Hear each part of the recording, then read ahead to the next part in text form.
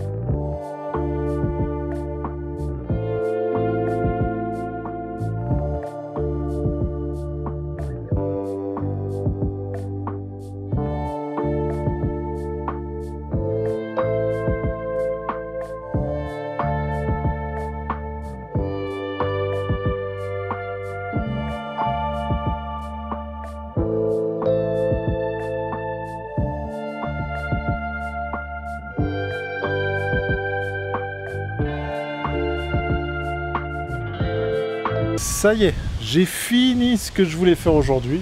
Donc comme vous avez pu le voir, j'ai commencé mon petit mur là-bas et j'ai aussi terminé tout le petit mur du fond là à ce niveau-là. Donc c'est plutôt cool. Là on commence vraiment à se rendre compte des dimensions de la maison. Ici c'est le bureau et là c'est la porte d'entrée. Vous avez vu, j'ai 120 pour une porte d'entrée. Ça fait plutôt une belle porte d'entrée. Et j'ai hâte aussi, c'est de voir et surtout d'utiliser, c'est la terrasse couverte. Vous savez, comme je vous dis chez moi, il pleut assez souvent. Bon, même si là en ce moment, la météo dans toute la France, c'est un peu pourri. En règle générale, chez moi, il y a toujours une petite averse pour faire chier. Donc, j'aurai ma petite terrasse couverte pour manger dehors. Même s'il fait chaud, il peut pleuvoir, il fait chaud, je suis dehors, je suis bien. Il me faut pas grand chose. Bon allez, ce que je vais faire maintenant, c'est nettoyer encore un petit peu le chantier parce que là, c'est encore un peu le bordel. Rassembler toutes les palettes, tout nettoyer. En fait, me préparer pour demain parce que là, tout à l'heure, je vais aussi monter l'échafaudage à l'étage. Ce que je ferai, c'est de finir à 100% tout le mur du fond.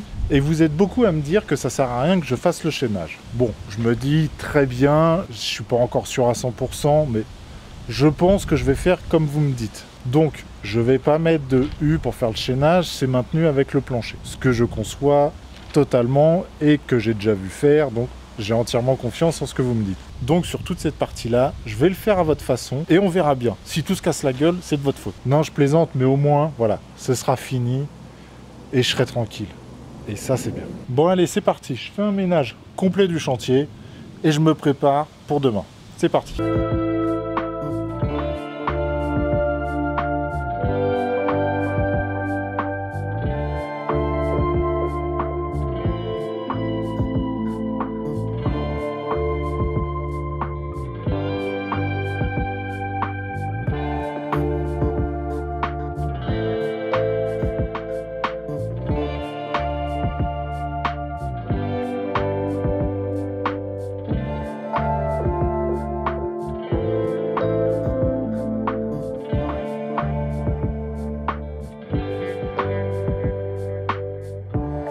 Ça y est, j'ai terminé de tout nettoyer. Je suis plutôt content de ma petite journée. C'était pas une énorme journée, mais c'était une bonne journée quand même. J'ai pu faire tout le mur que je voulais, commencer un peu sur la partie entrée. Enfin, je suis content, j'avance bien. Donc demain, je vais continuer. Je vais monter un petit peu plus, comme je vous ai dit, le reste des murs. Bon, ça y est, j'ai fini pour la partie travaux pour aujourd'hui. Je vais passer à la partie questions. Mais si tu as envie de t'arrêter là, n'hésite pas à t'abonner. Ça fait toujours plaisir. Et on se retrouve demain. Pour ceux qui sont intéressés pour la partie questions, on continue. Alors, j'ai une question de Silopsy. Salut, j'ai découvert ta chaîne ce matin. J'ai regardé tout d'une traite sur plusieurs heures. Merci à toi. Jusqu'à quelle étape penses-tu poster des vidéos? Uniquement la partie maçonnerie? Tu penses aussi filmer la plomberie, l'électricité, etc. Et pour l'extérieur, jardin, terrasse, etc. Je pense tout filmer. C'est-à-dire la plomberie, le placo, la peinture, tout. Les clôtures, la partie jardin, parce qu'il faut que je fasse un peu de terrassement encore. J'ai plein de choses à vous montrer. Je vous dis, au niveau vidéo, je suis plein pour 2 ans. Voilà, j'ai pas à me prendre la tête à savoir qu'est-ce que je vais vous faire comme vidéo. Je suis plein pendant, je vous dis 2 ans, non-stop, tous les jours. J'ai pas besoin de réfléchir à me dire quelle vidéo je vais vous faire. Je suis plein, il n'y a pas de souci. J'ai une question de Jean-Paul Strief. Excuse-moi si j'écorche ton nom. Bonjour Olivier, tu vas nous faire des vidéos de tes vacances, avec un emoji pas content. C'était pour te fâcher un petit peu. C'est en rigolade. Alors, je vais pas forcément faire de vidéos pour mes vacances. Je pense pas, je sais pas. Déjà, je sais même pas où aller en vacances à l'heure d'aujourd'hui. Vous savez, avec le truc Covid et tout ça, faut les passes sanitaires. C'est un bordel monstre. Donc, moi, les vacances signifient repos, resto, balade, resto, repos. C'est que ça. Le reste, je m'en fous, mais... Et je peux pas aller dans les restos. Pour l'instant, je peux pas aller dans les restos, à moins que je me mette un truc dans le pif. Tous les 2 jours. Merci. Sinon, pour revenir à la question, je pense que je vais ouvrir, vous savez, le truc Instagram. Comme je vous ai dit, j'en ai ouvert un, j'ai juste bloqué le nom, donc c'est Olivier-du-bas 2.0. Abonnez-vous, vous pouvez. Il n'y a aucune photo, il n'y a rien pour l'instant, mais je vais en mettre exprès pour les vacances. Ça me permet de partager avec vous un petit peu plus que la partie réellement bâtiment. C'est plus personnel, on va dire. J'ai une question de Ibani. Salut Olivier, bravo pour ton travail. Je me permets une petite question. Pour tes vidéos, est-ce un choix d'utiliser de la musique classique? J'ai l'impression d'être en attente au téléphone. pas de problème, ça me fait rire. Il y a de nombreuses musiques libres disponibles sur YouTube, etc., etc., etc.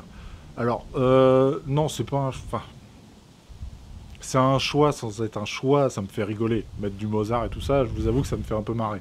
Et il y en a plein qui aiment bien, bon, pourquoi pas. Mais le problème des libres de droits d'auteur et tout ça, c'est... Moi, je prends mes musiques sur YouTube Studio. C'est une partie sur YouTube qui nous donne des musiques. Mais il n'y a vraiment pas grand-chose. Il n'y a pas grand-chose d'intéressant. Et le problème des musiques libres de droit que vous trouvez en vidéo sur YouTube de temps en temps, et ben de temps en temps, elles deviennent plus libres de droit. J'ai déjà entendu ça plusieurs fois où des gens prennent la musique et 2 ans après, elles sont plus libres de droit. Donc, toutes les anciennes vidéos que vous avez se font striker, on appelle ça.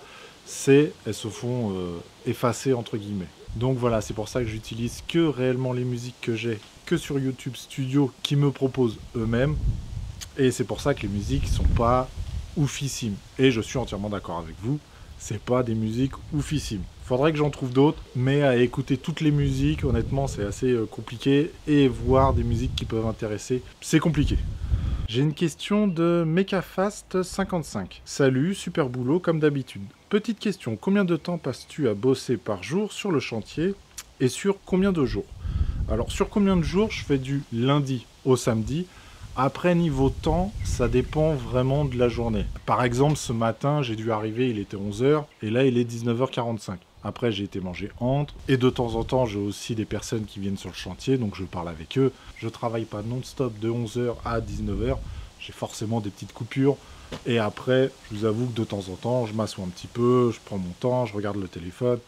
Voilà, je suis pas non-stop boulot, boulot, boulot. C'est ça aussi qui permet d'apprécier son chantier. Si vous êtes tout le temps, faut faire ça, faut faire ça, faut faire ça, faut faire ça, faut faire ça, tout le temps, à la fin, vous allez en avoir marre et vous allez abandonner. Quasiment, on abandonne. À la fin, on en a marre. Alors que si on prend son temps, on continue de travailler, mais plus détendu, voilà, ça me permet d'avancer. Je fais des journées quand même conséquentes. Le seul truc, c'est que je me couche relativement tard, vous savez, pour faire les vidéos. Par exemple, hier, je me suis couché, il était 2 h du mat. J'ai fini de faire la vidéo à 2 h du mat, parce que je profite aussi de ma soirée un petit peu. Là, comme je vous dis, il est quasiment 20 h, je vais pas commencer la vidéo à 21 h, je vais la commencer à 22, 23 h. C'est un choix aussi personnel. Mais je prends mon temps le matin, et voilà, je suis tranquille quand même. J'ai une question de Dylan Modding. Alors, salut Olivier, super travail, merci pour les vidéos. Qu'as-tu prévu comme VMC, simple flux ou double flux? Merci, à bientôt. Double flux. Direct, sans hésiter. Si vous devez faire une maison, mettez une double flux. Les VMC classiques, à l'heure d'aujourd'hui, c'est le truc que je comprends pas à l'heure d'aujourd'hui. On vous demande une maison qu'elle soit étanche à l'air, qu'il n'y ait pas de problème, de trop de déperdition et tout ça, et vous pouvez quand même mettre une VMC classique. La VMC classique, c'est pas compliqué. Vous prenez un aspirateur, ça aspire tout l'air dedans et ça rejette dehors. C'est complètement idiot. Je trouve ça idiot, mais vous n'avez pas idée.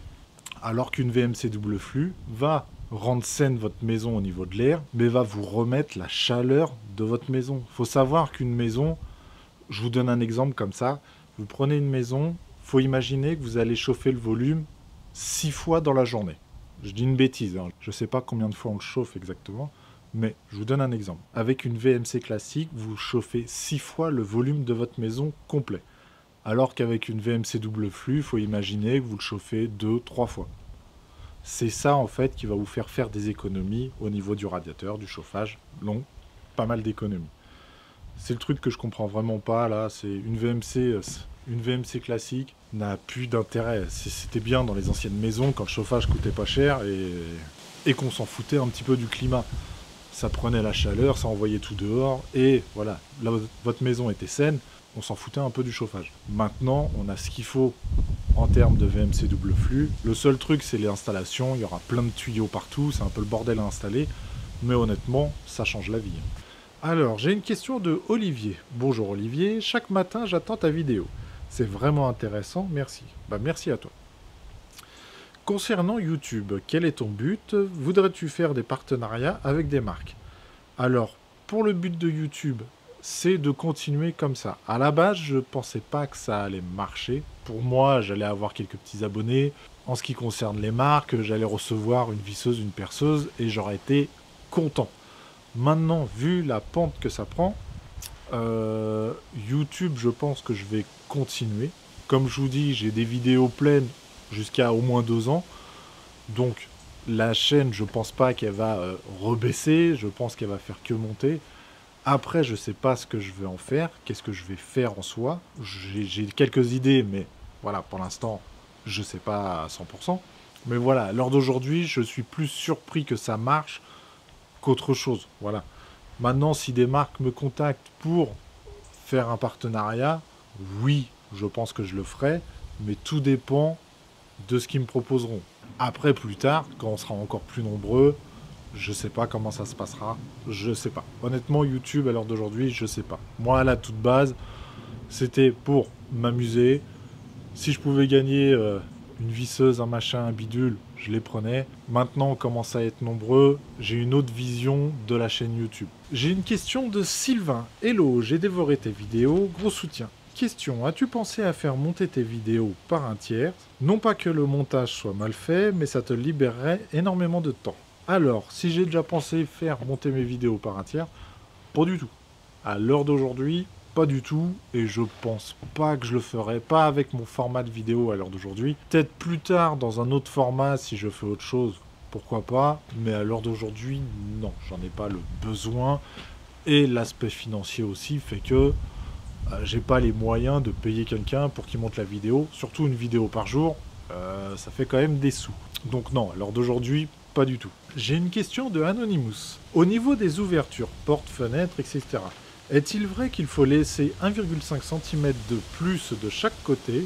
Par exemple, une ouverture d'un 1,40 m, il faut mettre ses briques à 1,43 m. En soi, je me suis jamais trop posé la question, parce qu'à l'heure d'aujourd'hui, quand vous prenez des fenêtres en alu, les mecs ils viennent mesurer votre ouverture et la fenêtre ira au bon endroit.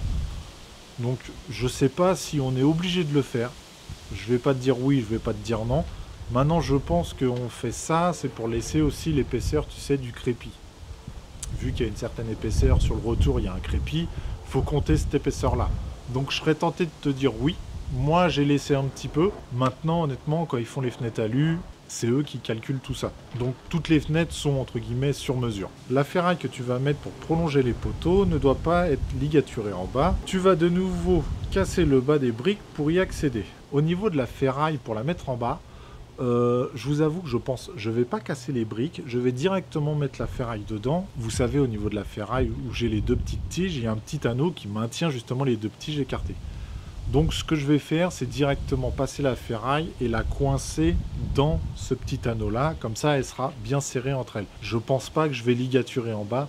Il n'y a pas forcément besoin de ligaturer, c'est pas une obligation de ligaturer. Ligaturer, c'est juste pour maintenir le temps qu'on coule. Là, c'est des poteaux que je rentre tout droit. Je ressens pas l'obligation justement de ligaturer en bas forcément. Quand j'avais cassé les parpaings en bas pour le sous-sol, c'était plus pour nettoyer à chaque coup que réellement ligaturer les ferrailles entre elles. Là, je pense pas que je vais casser. Je vais directement mettre la ferraille en bas et ça tiendra très bien. Dites-le moi en commentaire si ça tient pas du tout, mais je pense pas que c'est le petit morceau de ferraille qu'on rajoute qui fait que ça tombe. PS, pour la chantilly, sur certaines vidéos, il préconise de mouiller sa brique avant de l'appliquer. Et merci, tu nous régales. Merci à toi. Bah, en fait, moi, au niveau de la brique, faut la nettoyer. Pas de problème, faut l'humidifier un petit peu par temps chaud. Vous avez vu mon temps, il pleut tous les jours. J'ai une petite pluie tous les jours, ça c'est sûr. Donc, mes briques ne sont pas sèches. Elles sont bien, les briques, à l'heure d'aujourd'hui. Et quand je les coupe, ça dépend de la coupe. C'est vrai qu'hier, je ne l'ai pas fait forcément sur toutes les coupes, mais j'ai une auge que j'ai remplie d'eau. Donc à chaque coup que je fais la coupe, je le trempe dedans et après je vais le coller. Comme ça m'enlève toute la poussière. Mais sur le reste, quand il fait très chaud, oui. C'est vrai que quand j'ai fait ma première rangée, je l'ai mouillé parce qu'il faisait quand même assez chaud. Là, à l'heure d'aujourd'hui, là, ça fait une semaine qu'il pleut, qu'il fait bon. Il fait bon, mais il fait pas chaud. Donc ça tient largement. J'ai une question de Kevin Boursier. Salut, super vidéo comme d'habitude. Petite question, pourquoi tes briques au niveau de tes grandes ouvertures sont décalées? Alors tout simplement sur les ouvertures que je peux avoir, c'est la brique ne finissait pas bien. Il me manquait à chaque coup 5 cm. Donc c'est vrai que la brique il y a une brique, 5 cm décalé, remis, redécalé, remis, redécalé. C'est relou, je suis d'accord avec vous. Donc ce que je pense que je vais faire à ce niveau-là, c'est 2 planches de coffrage, remplir ça de béton et me mettre tout droit, tout nickel, même si c'est pas forcément bon au niveau des ponts thermiques, que je suis entièrement d'accord avec vous. C'est un petit compromis que je fais, c'est je pouvais pas rajouter le petit morceau de 5 cm, ça aurait pas tenu, faut percer dedans, enfin... Pour moi, ça aurait pas tenu, je préfère vraiment faire un truc en béton, et ça sera plus propre, ça tiendra mieux, mais voilà. J'ai pas le choix et je pense que je vais faire ça. À moins que vous ayez une idée à me dire, dans ce cas-là, dites-le moi en commentaire.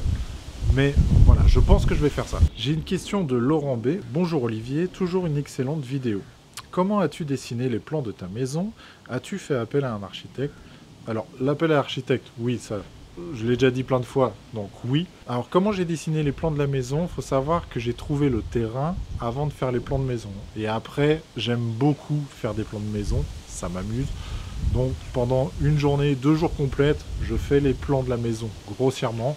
Et après, je les retravaille. C'est-à-dire, je fais la forme que je veux, et après, je vais réduire toutes les pièces. Parce qu'on aimerait tous avoir des grandes pièces, mais des fois, ça sert à rien. Donc, il faut essayer de faire les choses plus à taille humaine et réduire vraiment toutes les pièces. Faire un couloir de 1,40 m, ça sert à rien. Autant le réduire. Ça fait gagner un peu plus de place dans les chambres. Essayer de faire des chambres très grandes ne sert pas à grand-chose. Autant réduire un petit peu. C'est tout ça, j'aime bien m'amuser à essayer de réfléchir à tout ça. Surtout sur les petits terrains, où là, il faut quand même pas mal réfléchir. Mais voilà, non, le plan de la maison, c'est moi qui l'ai fait à 100%.